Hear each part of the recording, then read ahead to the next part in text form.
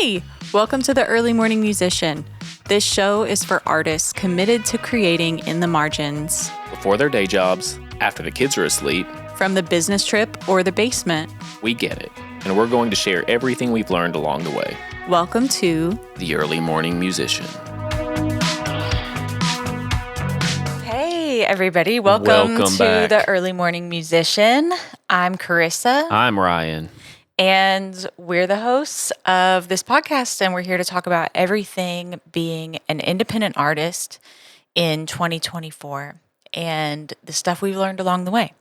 So we're so glad you're here. Today we're going to talk about climbing Cringe Mountain.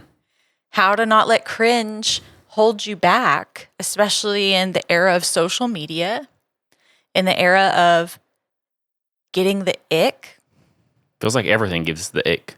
You seen that guy on TikTok who has like the list of like Things that gives girls the gives ick. girls the ick, and he's up to like 1,000 things now. He's got like so many. It's like everything. Somebody's icking right now just looking at this. And as an artist, it's really easy to give other people the ick. Oh yeah. Really easy to give other people the ick because there's a lot of like, there's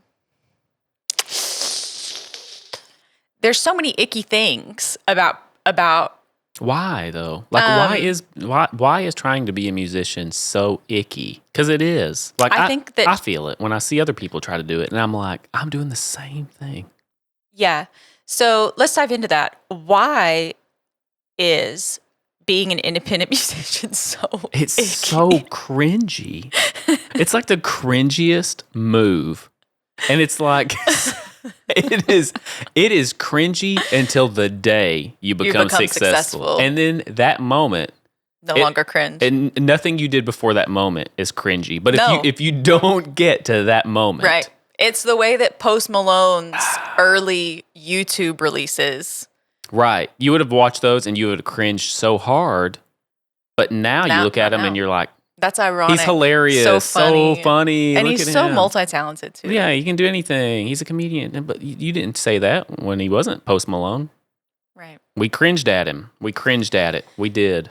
But I think that, okay, why is being an independent musician so cringy? Why? I think that we assume things about people who are putting themselves out there in an artist kind of vein. And I think that the things that we assume about those people without maybe even realizing that we do it are attention seeking. Yeah. Self-absorbed. Like diva. Mm-hmm. Delusional. Delulu.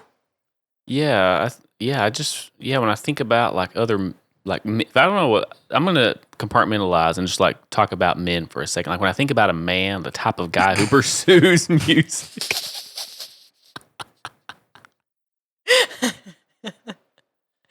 It's so bad. Look. But it's me. Look at you. No. Dadgum. Y'all don't look at me like that, all right? I know I do it to other people, but I don't want it back. My own medicine, it tastes bad. But it's true, I do it, and I can't help it. I just can't. But what are you thinking about, if you think about a man musician and you see him trying to do it. So irresponsible. I think, there's something about, there's like a man thing on the inside of me that says like, men do the responsible thing and nothing else. Like that's what a real man does. Don't you have a pipeline to be working on? Yeah, like shouldn't you just go sell something and like make some money? Shouldn't you be like trying to buy a house right now? Like shouldn't you be out of debt? Shouldn't you have a hobby that like provides for your family like everybody else is hunting? Yeah. Babe. But it like you see him and you're like, oh, look at him. He's just trying to get attention. He's just a diva. He's a little feminine. What is it about guy musicians being kind of feminine? I don't know. Kind of girly, and he stays out too late. He's partying for sure. He's drinking too much. Like, oh, we're going. Is that? Yeah, part of okay. it. Part of it. That's part of it. It's part of it. You know, I'm just assuming. Again, I'm just assuming that's happening, and there's no basis for it. I think that there are no other careers. There are very few other careers where you have to self-promote in such a shameless way. And I think that that's a big part of being an independent artist is that your bread and butter is posting yourself, releasing yourself, and hyping yourself. It's weird to hype yourself. It's super unnatural, and you have to hype yourself kind of more than you even believe in yourself sometimes, you know? But listen, you know what's exactly the same as this, though? And I know this because I live in the corporate world. LinkedIn. LinkedIn is the cringiest place on planet Earth. I don't care what you say. I don't care how smart you are, how much money you make. If you post on LinkedIn, if you post on LinkedIn, you're cheesy. You are. It's the craziest place. I don't know if you've ever been on LinkedIn lately. I've never been on LinkedIn. It's what we do on TikTok, but professional, right? Okay. Corporate. Okay. It's like people put on this like extremely like, it drives me crazy. Why are you on LinkedIn? Because I sell technology for a living. It's a sales Listen, guys, platform? my wife doesn't know a ton about my job, and so it's weird that she doesn't know this. Yeah, baby, LinkedIn is like that's where corporate America connects. It's okay, don't tell me. That's where corporate America connects. Okay, period. So it's like it's the same. I get the same cringe feeling. So it's not just musicians. I get the same. It's really just anyone like self-promoting in a shameless way. In a shameless way. It's so shameless. It's like it's the very uncomfortable job interview where they're like, "Why do you think you're the right person for this job?" And you have to be like, "I have a great work ethic. I'm amazing. I never sit down." That's what you're doing on the internet all day, is just hyping yourself like you're in a job interview all the time. And that's stressful. And you're doing it in front of people that you know. And I think that's... It's so gross. It's like being in a job interview in front of everyone you know every day. And all of the people that have been more successful than you are watching you. All of the people that you kind of deep down wish that you like had their life or their experience, they're watching you. They're watching you in the job interview. And you just have to climb that cringe mountain. You do. You got to climb the cringe mountain. You have to act like you don't know that you're being cringy, but... but you do. But you do. Yeah, that's the main thing we want to communicate in this episode. Is like, we know. No. All right? Stop. We can't vindicate ourselves. I'm not vindicating myself. There's no way to vindicate ourselves, is there? And that's the point of this episode. That's really the meat of the episode, is like, we all know. Everyone who watches this knows what we're talking about. And so what do you do? How do you, because we all know that it's necessary. There's no way, if you've ever released a song, like, it doesn't matter how good it is, you can throw it on the internet. Mm-hmm. And although you might have heard a story where somebody just put a song on the internet and never mentioned it and it went viral, that has happened, but like, what is it? It's like 100,000 songs go live a day. 100,000 songs go live on Spotify a day. A day. Okay, yeah. How many new songs did you hear about today? I bet it wasn't 100,000. Did you even hear a single new song today? 0. There were 100,000.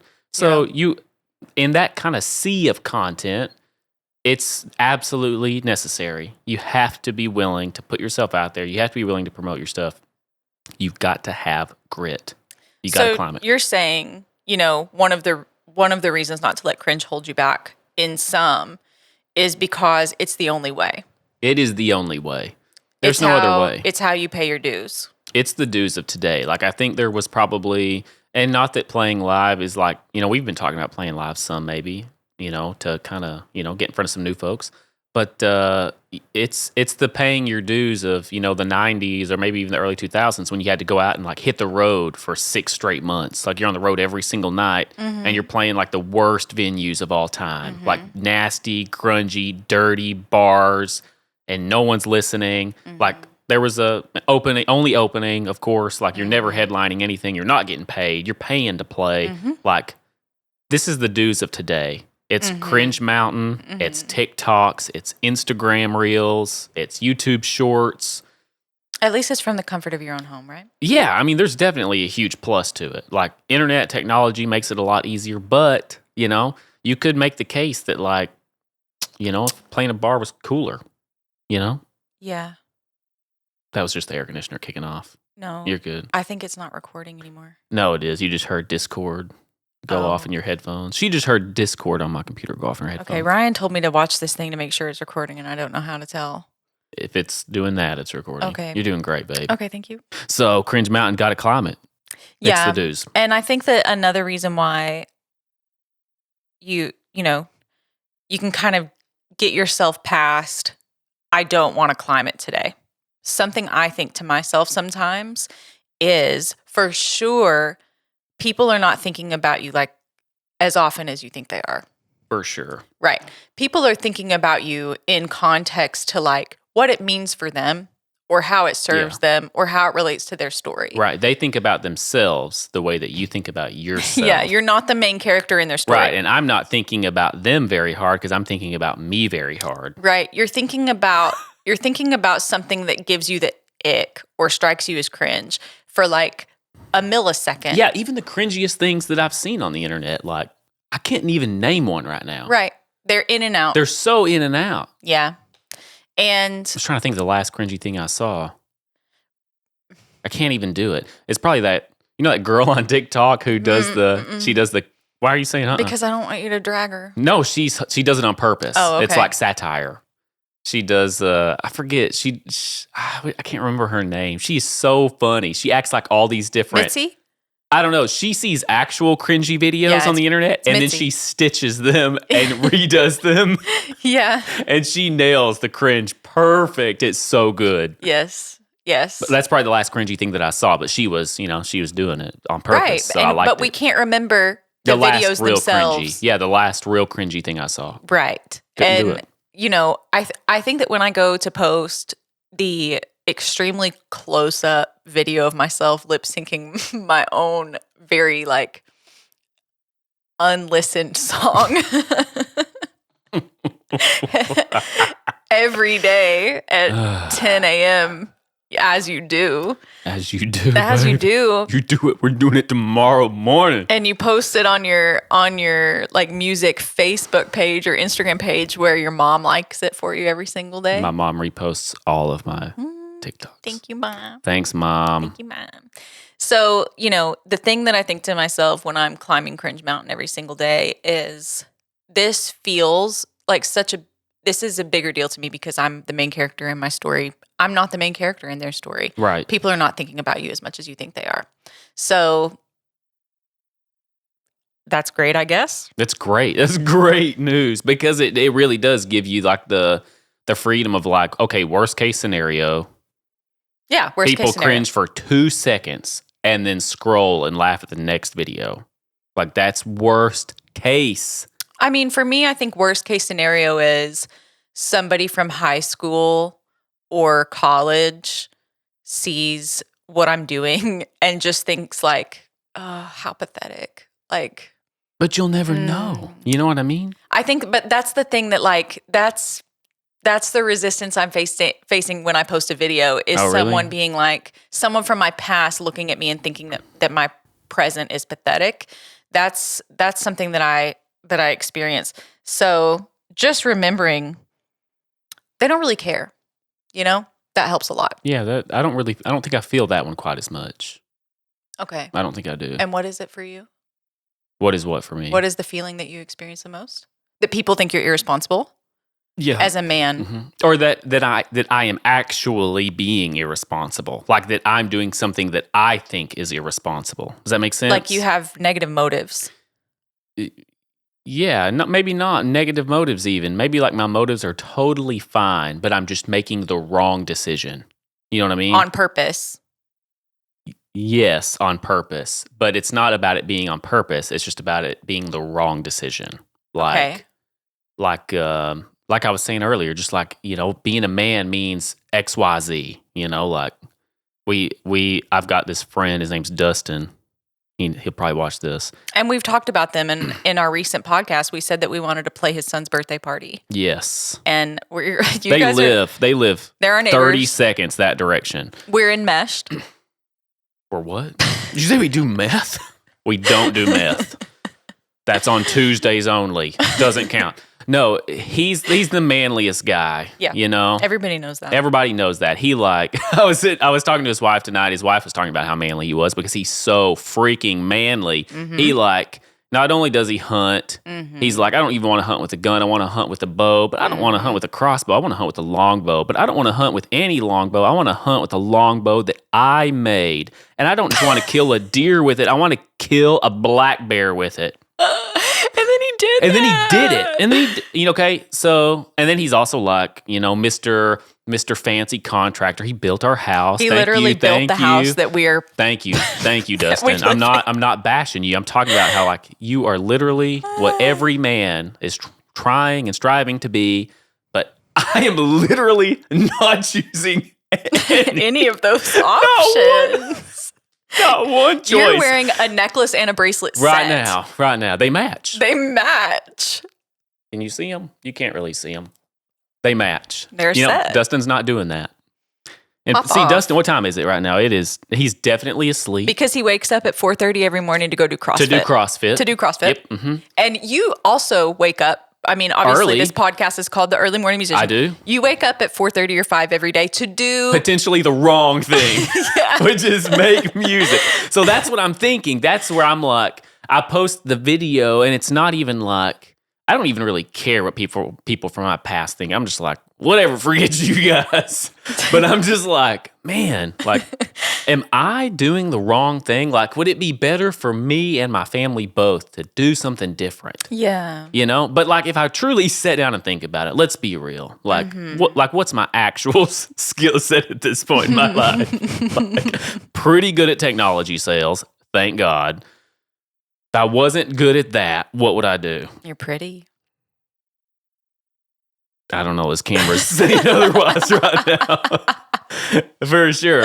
So, like, I'm like, if I'm being honest, like, in terms of skills that I have, I think the best skill I have at this point is probably music. It's just too bad that, like, I was listening to a podcast the other day about the 80-20 rule and how only 20% of people who do anything have success, like have monetary success, have actual like visible success.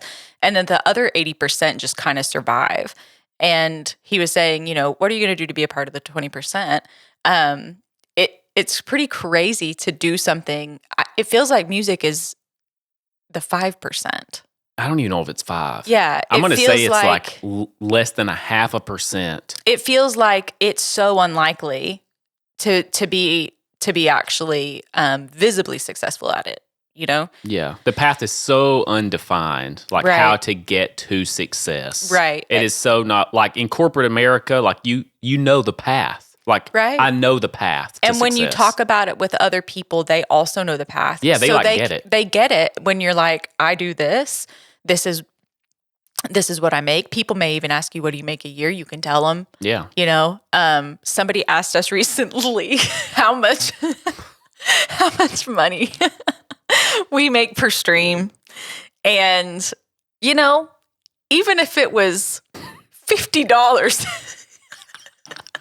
even if it was $50 a stream. If you paid me $1,000 a stream, I would not be much more successful than I am now. We wouldn't be breaking even. We wouldn't be getting paid. That's not true. We'd be breaking even. Would we be getting paid minimum wage for all the time that we put in? If we were making $1,000 a stream. You're right. Yes. Anyway, listen, we have 50 streams. That'd be $50,000. You're right. You're right. We have to move on. It's not that. to the other things. We don't. We do. Okay. Go ahead. Do it. The last thing, the bow I kind of want to wrap that up with. Is that like you're thinking about Cringe Mountain from a very like self-set standard. Like, what does this mean about me as a man and about me as a human? I feel really comfortable about like what posting art means about me. I think it means like fine stuff about me. Yep. But I do experience what if other people think that this is pathetic? And we move past both of those things every single day. You have to. No choice. You have to. Every successful person has to do it. Yes. Yeah. Yeah, anybody who pops off today, like, especially when we first started posting TikToks, I was like, well, how do you even do TikToks? So it's like immediately go, well, who's been successful at this? And you start the scroll, and you start scrolling the bottom, scroll, and you just go past hundreds and hundreds and hundreds of videos, and then you get down to their first one, and you're like, oh, you've been doing this for a minute. And you go back and you're like, oh, this one sucked. This one sucked. This was bad. This was cringy. Okay, this one was okay. This one sucked. Oh, your song was terrible there. Oh, you messed that video up. Like, oh, your lens was blurry. Oh, you need to wipe your phone camera off. Like it, but it like the further up the thing you go, all of a sudden you'll see it like, oh, that one worked. They got 10,000 views. So it's like anyone who's successful, they did it. They're Such an encouraging activity. They're just further down the road than you are, you know? Yeah, absolutely. You know, you have to be willing to suck. You do. You have to be willing to suck. And that's really hard too, because it's like you hear your favorite musicians and you're not listening to their first like demo album ever. Like I remember the first time I heard like I don't even remember what it's called. It was like the first Foo Fighters demo out there. I forget what it's called. It's like there's like 5 songs or something on it. And it is not good. It sounds like absolute garbage. But like the Foo Fighters are like a household name at this point. You know, they've been around for decades. And because they're so successful, that album, that demo or whatever, that's the deep cuts, man. That's where like the magic's at. Exactly. Your cringiest moments become your deepest cuts later in life. But like right now, they just hurt. They're just painful to do and to. Yeah. But in order to get good, in order to become amazing, you have to create and put it out there and get feedback. Put it out there and get feedback. Like you just got to do it over and over and over. There just has to be that you know, I'm unashamed. Just like I'm going to repeatedly do this over and over, and it takes time. Eventually, things kind of change. At least you hope they do. Yeah, and I think that people who don't want to climb Cringe Mountain may have an underlying belief that they can become great in private and then kind of reveal themselves in a finished form to the world when they're ready. And I think that that's such a common misconception about being an artist is that like, wait, they can't see me yet. I haven't arrived. Right. And when I arrive, then I'll let everyone see me. And the only successful artists have been created over and over and over again in the public eye.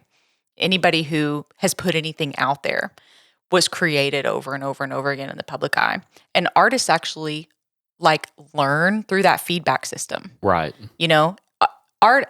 And an artist is an artist, no matter what any external person, like you can create something and it can be meaningful to you, art, period. Yeah. But if you want to transact with it, commerce, connection with others, even if all you want is connection with like a group of people, it requires like a give and take feedback system. Yeah. It will not happen that you just like, voila.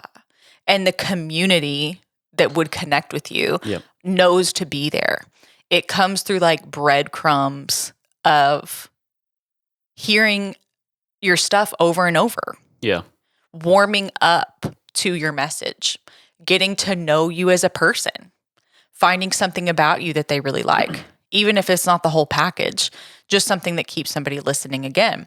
It's like people who really love your art are built over time. And the people who will love your art the most are the people who watched you from the beginning. Those are like the super fans. Yeah. I remember Chapel Roan when she was doing TikTok trends in 2022. And I remember her Lana Del Rey cover, the first video she posted.